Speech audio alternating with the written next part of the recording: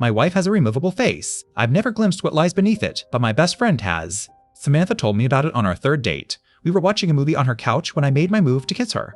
She whipped her hand in front of my face and said, "There's something you need to know."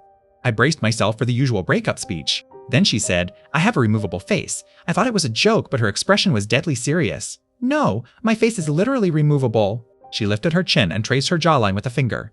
"You can see the seam." After a moment of admiring her neck, I leaned in and saw it, a faint, unnatural transition. A dozen questions rushed into my head, but she cut me off. "Don't bother asking why or how. I can't tell you that. If that's a problem, you should leave now." She said this was non-negotiable. I told her it wasn't a problem. "You have a removable face? Who cares? It looks good."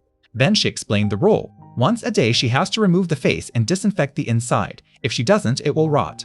She told me I must never ever look at her real face during that time. Do you understand? I said yes, but my mind was spinning.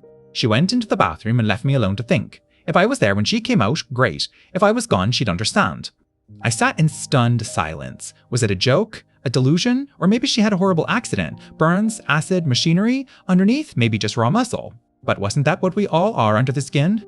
Just muscle and bone and blood and squishy organs. Did it really matter if her beauty was real? When she came out of the bathroom, I was still there. She smiled and I was in love. That was all that mattered. We dated, moved in together, and decided to get married. For the most part, it was a completely normal relationship. During the day, it was easy to forget about the face. It looked natural enough. Only in certain lights could you ever tell it wasn't real. But every night was the same. She'd close herself in the bathroom for an hour or two and clean the inside of her face. The curiosity never left me. I came so close to barging in a few times, but I never did. I did ask her about it though, about what happened, about what it looked like. I tried to coax her into showing me, telling her I loved her no matter what. She never showed me. She never told me the story. I never told anyone about Samantha's removable face.